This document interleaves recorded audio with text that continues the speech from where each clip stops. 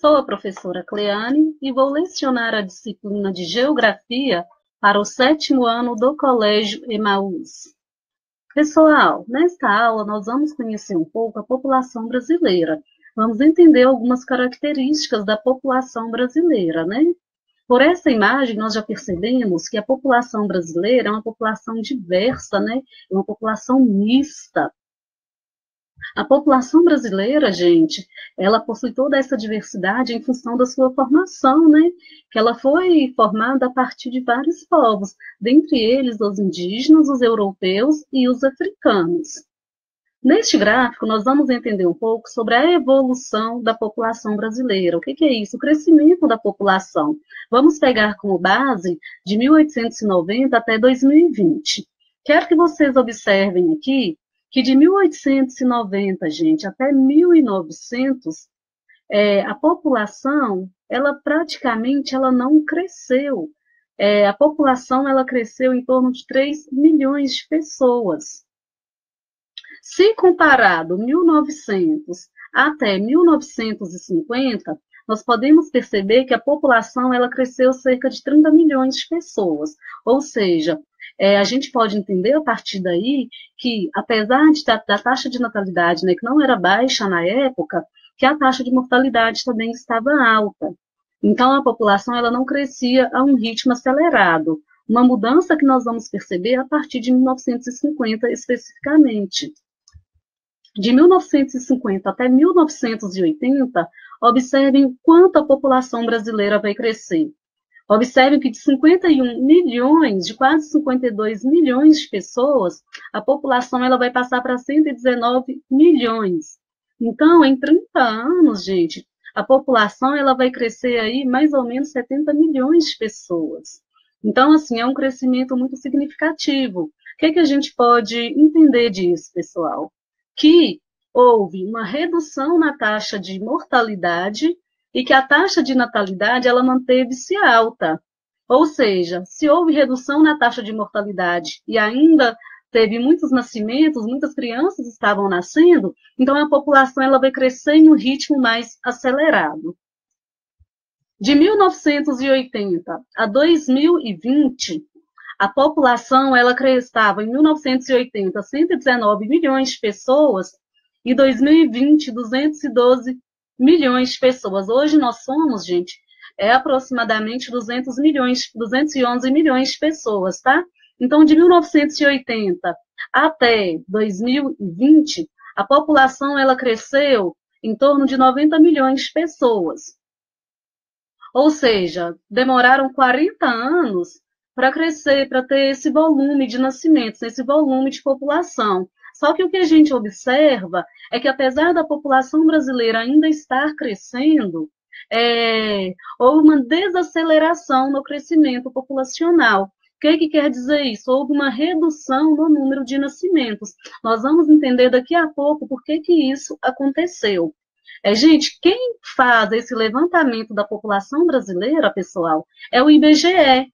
O IBGE é o Instituto Brasileiro de Geografia e Estatística. É o órgão responsável por fazer o recenseamento da população. O que é o recenseamento?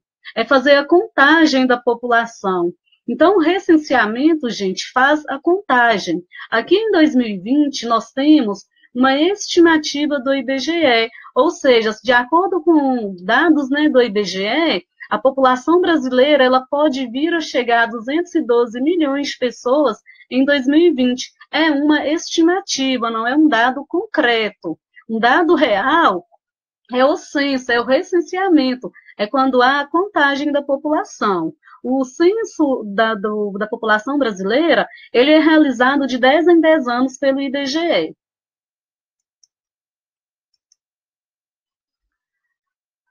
A população, pessoal, ela vai crescer, ela vai se comportar de acordo com a taxa de natalidade e taxa de mortalidade, que nós vamos obter o crescimento natural ou vegetativo, e de acordo com a entrada e saída de imigrantes do nosso território.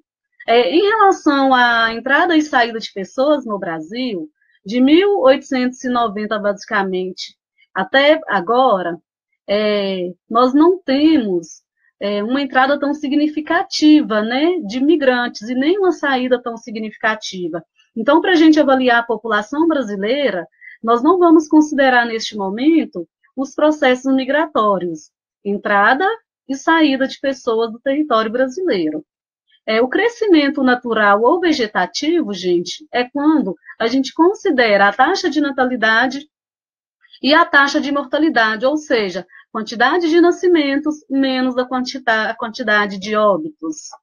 A partir desses dois indicadores, nós vamos ter o crescimento vegetativo ou natural da população.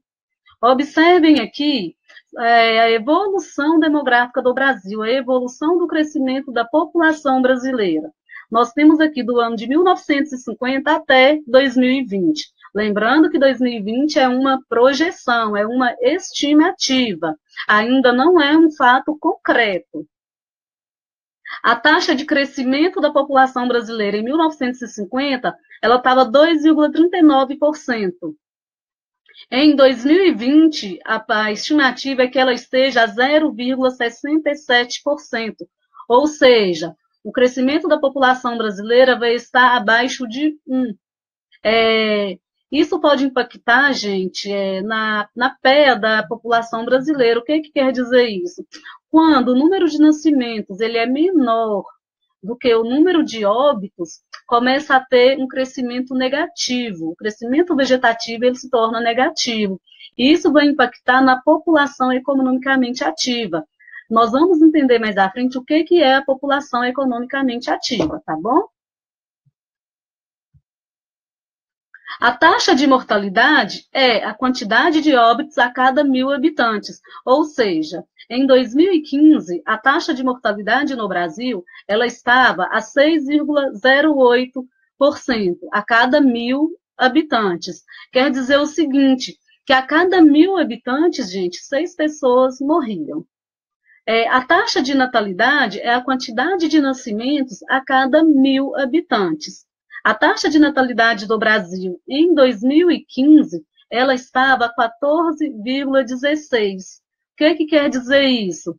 A cada 1.000 habitantes estavam nascendo mais 14 crianças. Taxa de mortalidade e a taxa de natalidade são indicadores que o IBGE utiliza como base para calcular o crescimento da população brasileira. Neste gráfico, nós vamos analisar alguns fatores. Por que a população brasileira ela reduziu o seu ritmo de crescimento? Porque há uma desaceleração no crescimento da população brasileira. Quais são os fatores que contribuíram para isso? Melhorias das condições sanitárias e de higiene, né? Acesso a saneamento básico, acesso à rede de esgoto. Então, a população estava tendo mais acesso à água tratada, ou seja, essa população ela está correndo risco de ter menos doença, em função da falta de saneamento básico. Avanços medicinais, desenvolvimento de vacinas, desenvolvimento de medicamentos, vacinação em massa da população, aquelas doenças que antes levavam a óbito, agora existe vacina e a população ela está sendo toda vacinada, toda a população está recebendo essa vacina. Disseminação do uso de antibióticos e controle de enfermidades. Nós estamos percebendo aqui que houve uma redução na taxa de mortalidade infantil, de 1940 a 2017. Gente, olha que em 1940, a taxa de mortalidade infantil era 146,6. O que quer dizer isso, gente? A cada 1.000 crianças, morriam 146 crianças que nasciam. Então, a cada 1.000 crianças, a cada 1.000 habitantes, gente, 146 crianças morriam. Em 2017, essa taxa ela mudou, caiu para 12,8. Mas, gente, para a nossa população, para o nosso desenvolvimento, essa taxa de mortalidade infantil ainda está muito alta. Um outro fator também que contribuiu para a redução do crescimento da população, gente. Foi a expectativa de vida ao nascer. O que quer dizer isso? É quanto tempo, em média, uma pessoa ela vive. Observem aqui que em 1940, a expectativa de vida de uma pessoa ela estava em 42,9 anos. Perdão, gente, 45,5, ou seja, a expectativa de uma pessoa viver no Brasil era chegar até 45 anos. Hoje, a nossa expectativa de vida, ela está em 76 anos. Ou seja, a média que um brasileiro vive são 76 anos. Aí vocês vão falar, professora, mas eu conheço o avô do meu colega, ele tem 80 anos. É só uma média, gente. Não quer dizer que quando a pessoa fizer 76 anos, a pessoa vai lá e vai morrer. É só uma média. Que a maioria dos brasileiros, eles chegam até os 76 anos. Mas é preciso, gente, chegar aos 76 anos e ter condições para isso. Ter um bom padrão de vida, ter acesso a lazer, ter acesso à saúde, né? E ter acesso a uma aposentadoria que dê condições dignas para esse idoso viver.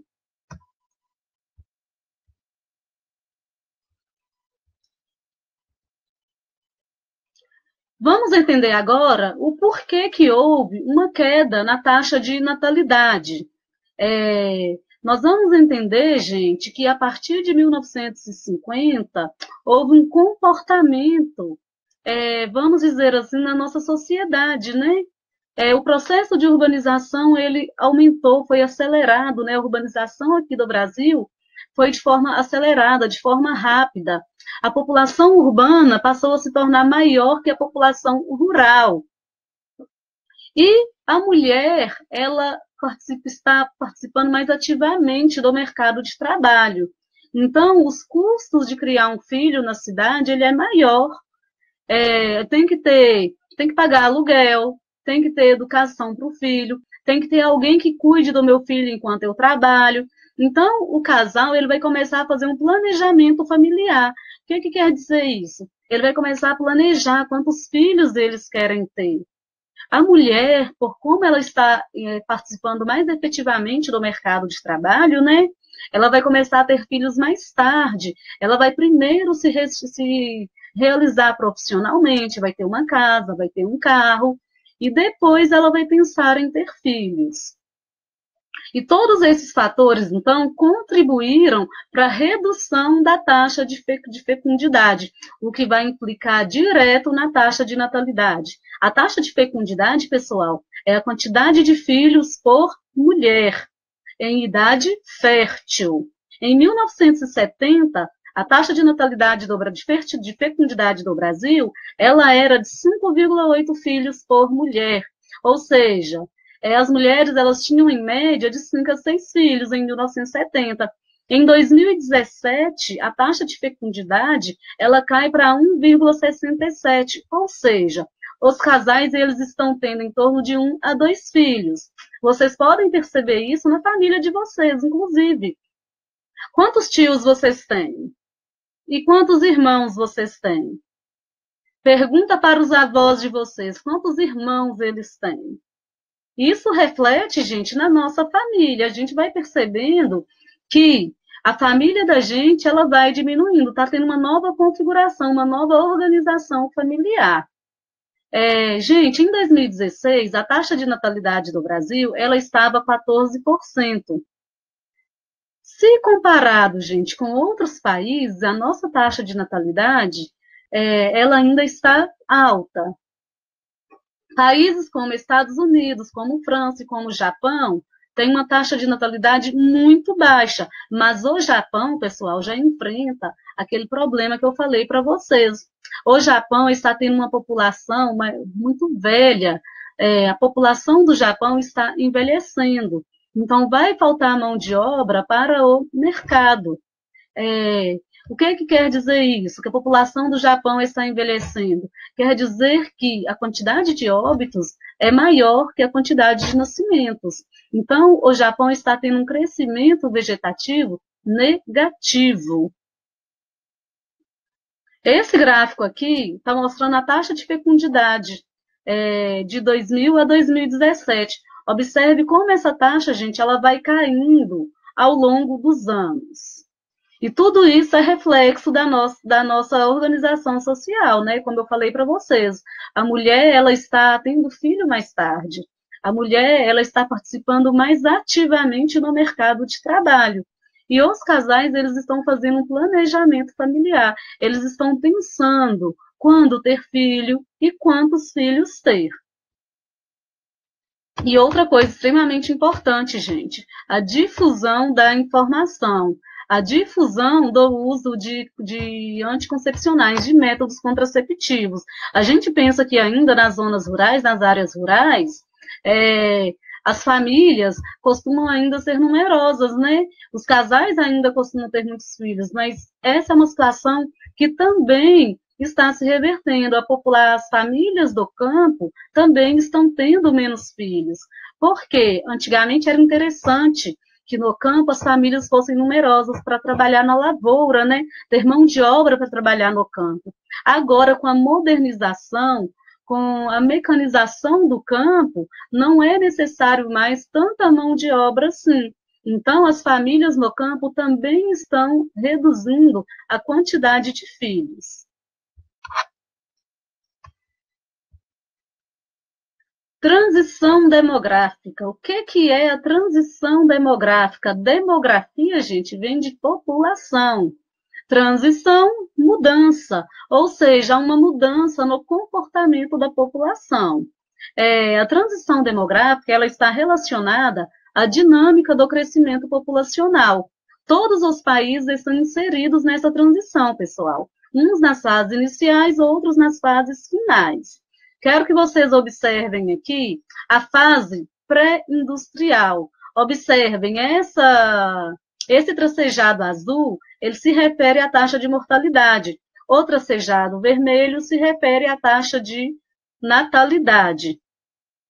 Observe que na fase pré-industrial, quando os países eles estão iniciando o seu processo de industrialização, as taxas de natalidade e de mortalidade estão altas. Lembra que eu falei para vocês do Brasil? Lá em 1890, foi a fase pré-industrial do Brasil. Ele tinha altas taxas de natalidade, mas também alta taxa de mortalidade. Na primeira etapa dessa transição demográfica, percebam, taxa de natalidade ainda se mantém alta e a taxa de mortalidade ela cai. É quando a população brasileira começa a crescer. Segunda etapa, a taxa de mortalidade ela começa a se estabilizar e a taxa de natalidade continua caindo. Na terceira etapa, a taxa de natalidade cai bruscamente e a taxa de mortalidade mantém-se estável. Fase moderna.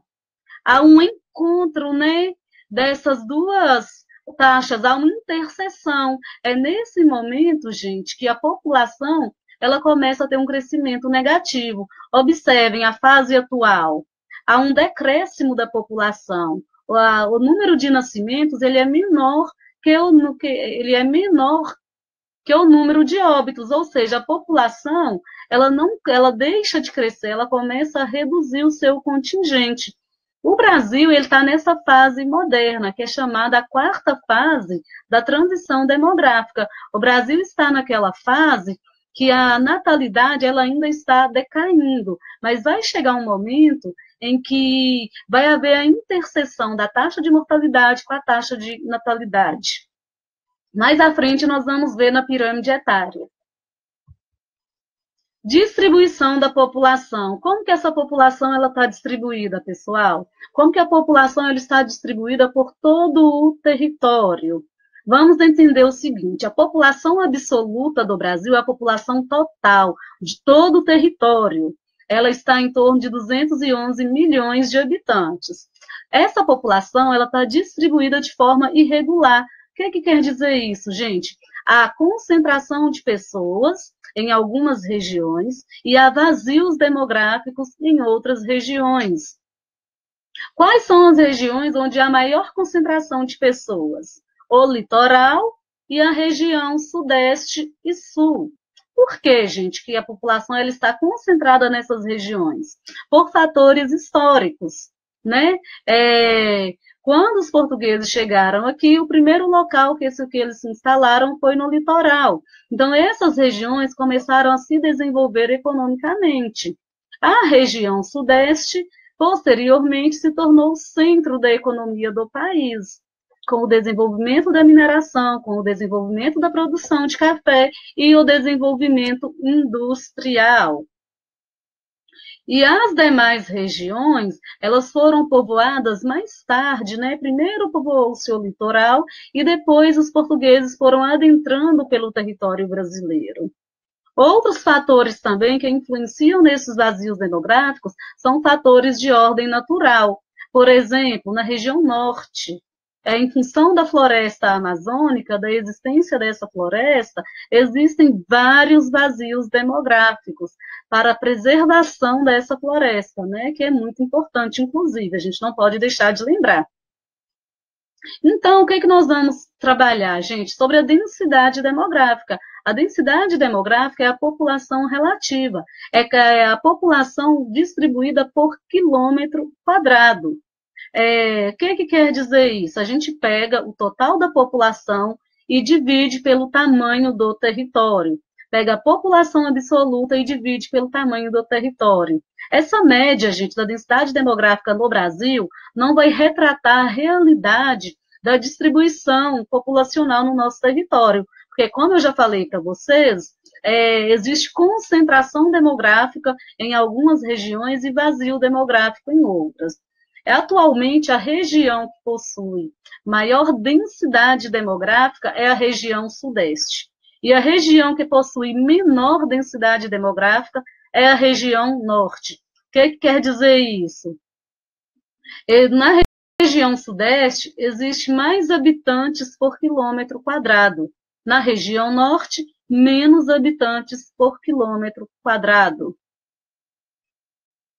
Gente, vamos finalizar por aqui a nossa aula. Façam para mim essas atividades da página 52, 57 e 59. A atividade em dupla pode ser feita individualmente, tá? Bons estudos para vocês. Assistam o vídeo novamente, se for preciso. Façam anotações e até a próxima aula. Tem essas atividades também, que são atividades complementares, tá bom? Façam com bastante atenção e copiem as perguntas no caderno. Até a próxima aula, viu, pessoal? Tchau, tchau. Lembrem-se, juntos no caminho certo.